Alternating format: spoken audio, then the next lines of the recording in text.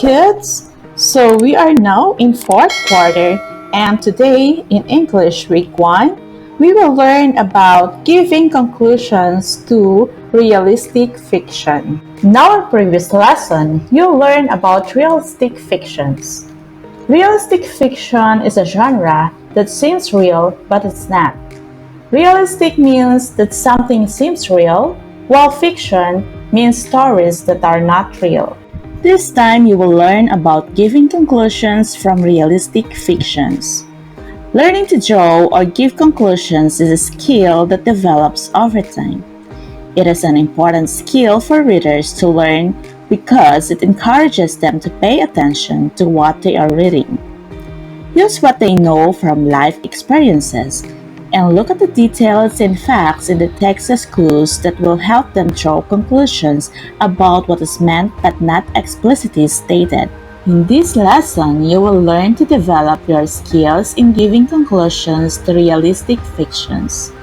After going through this lesson, you are expected to give conclusions to realistic fiction with provide textual evidence to explain and support conclusion, read grade-level text with appropriate speed, accuracy, and proper expression. Now, let us read and analyze the ideas presented in the box. A conclusion is a statement a reader makes after reading a passage in the story. To draw a conclusion, one can use the story clues, what you read in the text, and your own experience. What you already know to figure out things that were not fully explained in the story. The selection or story does not really say the answers to the questions, but you can conclude the answers from what you read. For us to remember, we can use the addition sentence. Story clues plus what I know equals conclusion. What do you think will happen if, letter A, it wouldn't rain for several days? Letter B, you will not study diligently. Were you able to answer the questions? If yes, then you just gave a conclusion.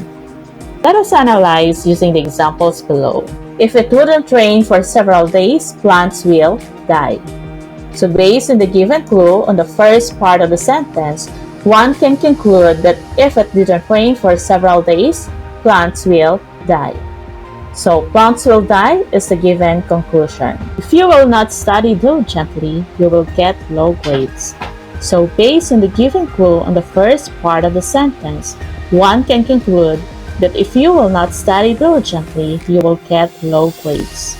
So you will get low grades is the given conclusion. If you see an empty plate of cookies, and then you see a toddler with crumbs in his face, you can give a conclusion that he ate the cookies, even though you did not see him do it. In the text, first you have to read the passage, because that's where the clues are.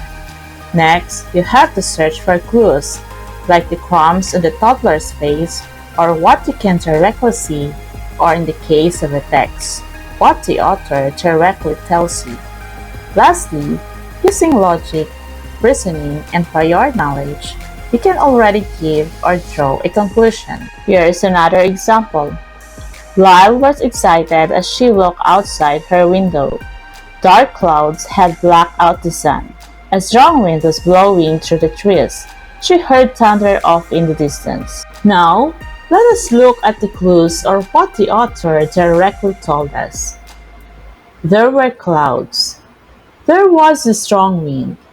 Lyle heard thunder. Now, what is about to happen when there are dark clouds, a strong wind, and a thunder? So based from the given clues, we can conclude that a storm or heavy rain is about to happen.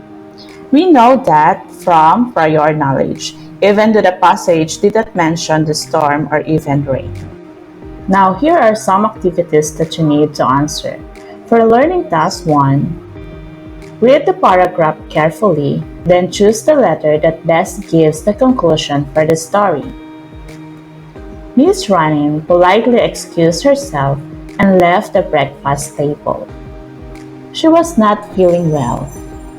She had been resting in her cabin for some time when she smelled smoke. She thought it was from the machine room. Then she heard an alarm. Maybe it's just the foghorn, she said to herself. But when she opened her cabin door, she saw people running and going up to the upper deck. Smoke was everywhere. She grabbed a light jacket from under her bed and put on her overcoat. In a few minutes, she was outside her cabin. "This way," a man said. "I must find my brother," she said as she followed the man. "There's no time," the man said as he pushed her towards the lifeboat. Now it's time for you to answer the following questions.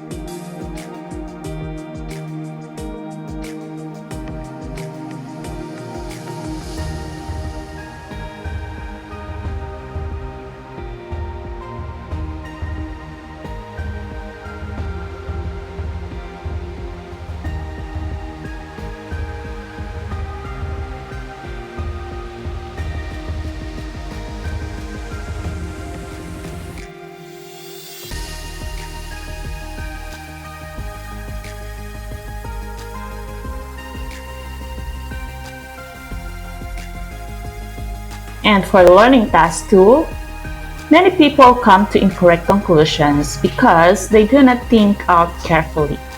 Now read each group of sentences below, write correct on the blank before each number if you decide that the conclusion reached is correct. If not, write incorrect.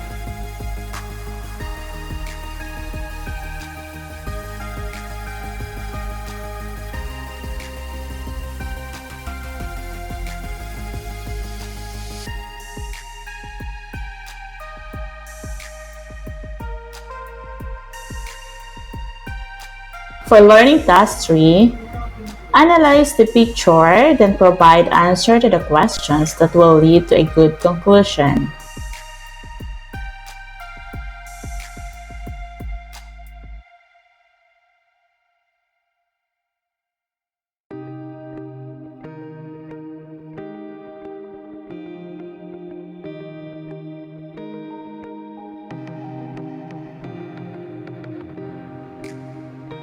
For learning task 4, read the sentences carefully, then determine the sentence that supports the conclusion and copy this in the proper column. The first one is done for you.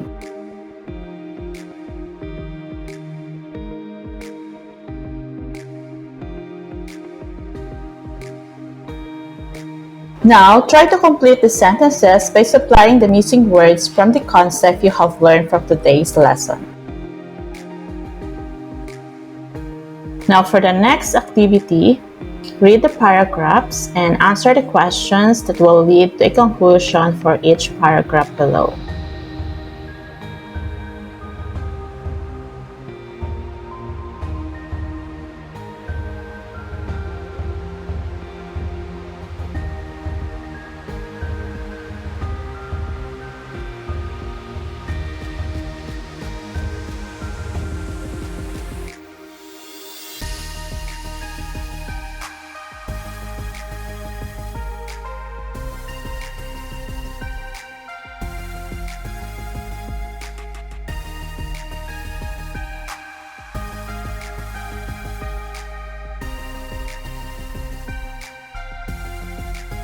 Thank you for listening, kids. That's all for today's lesson, and happy learning.